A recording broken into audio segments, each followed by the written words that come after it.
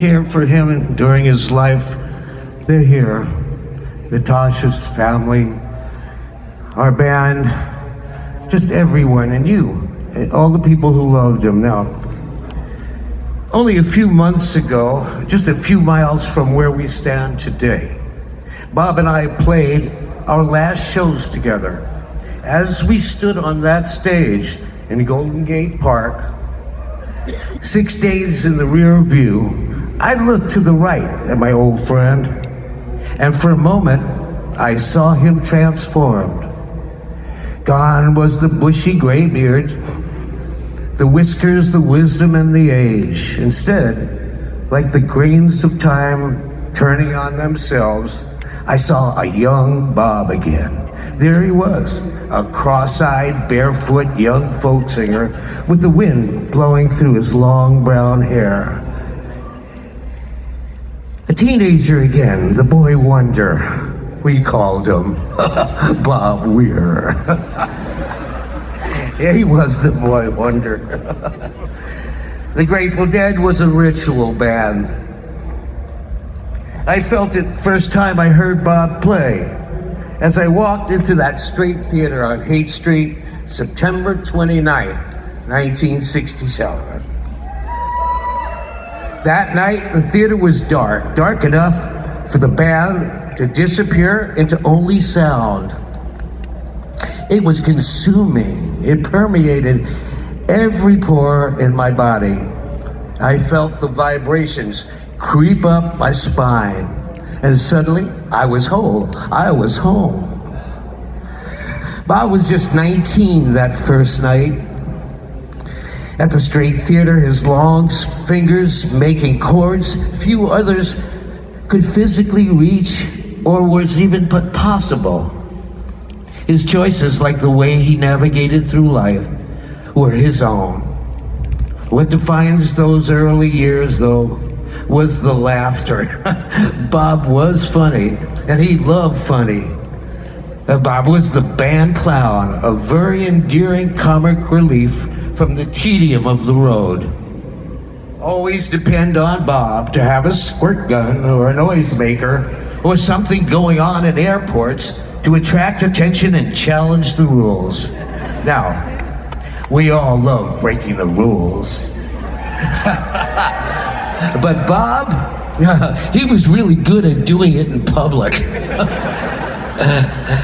No doubt, sometimes we could get a little carried away, no doubt.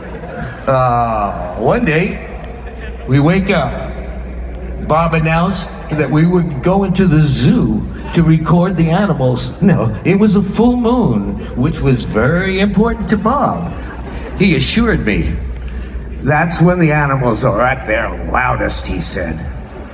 I thought it was a great idea. But the problem with the plan was that we didn't have a gear, and neither of us were recordists. Owsley, we thought, might loan us his Nagra recorder. So we showed up at Owsley's and taught us how to record. Then at midnight, we arrived at the zoo. But as we climbed the gate, we got entangled in the mic lines. We hung there from the wires on the inside of the fence and laughed so hard that the guards came, shining their lights, grabbing us down. Now, not knowing what to do with us, they let us go. As we left, we paused for a moment and looked back in the rearview mirror, stopping to consider what the recording might have been. But we found the zoo was totally silent, not a sound. That was perfect, Bob.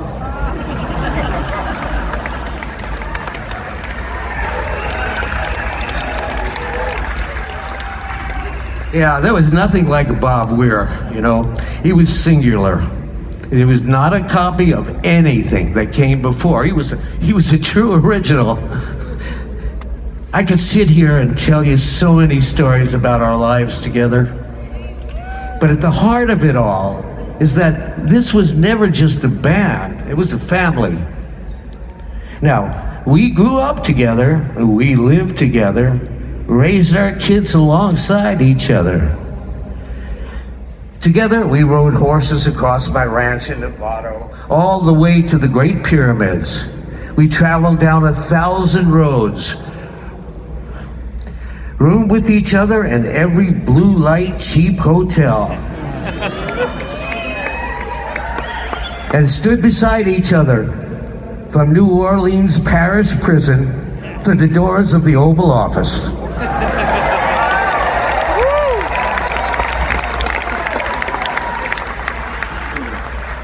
As he grew older, Bobby fully embodied the role of troubadour, but also became an incredible family man. The bus became home to Bob, Natasha, and the girls. And it always made me happy when I saw that bus coming down the road. Mainly because Bob was pretty much late all the time.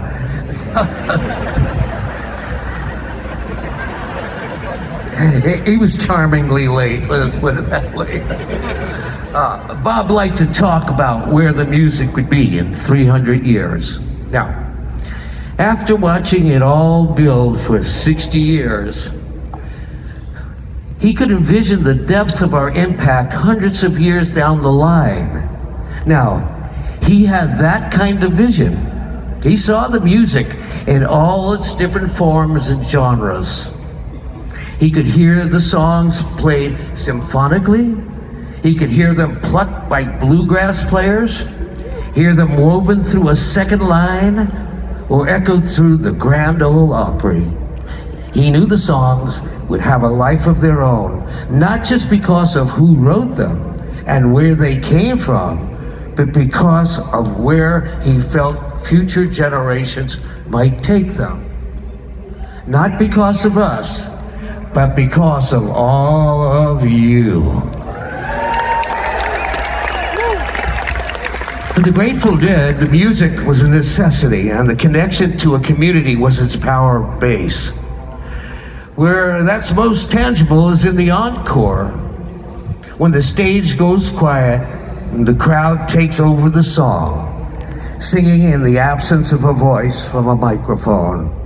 It's there, with all of us bathing in the collective refrain, that you can really feel the power of the music, of the community it came from, and ultimately the community that it inspired.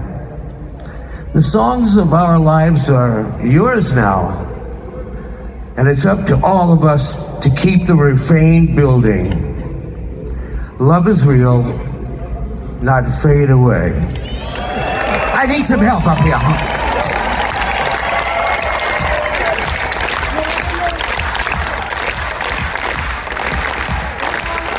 You got it. Hold it.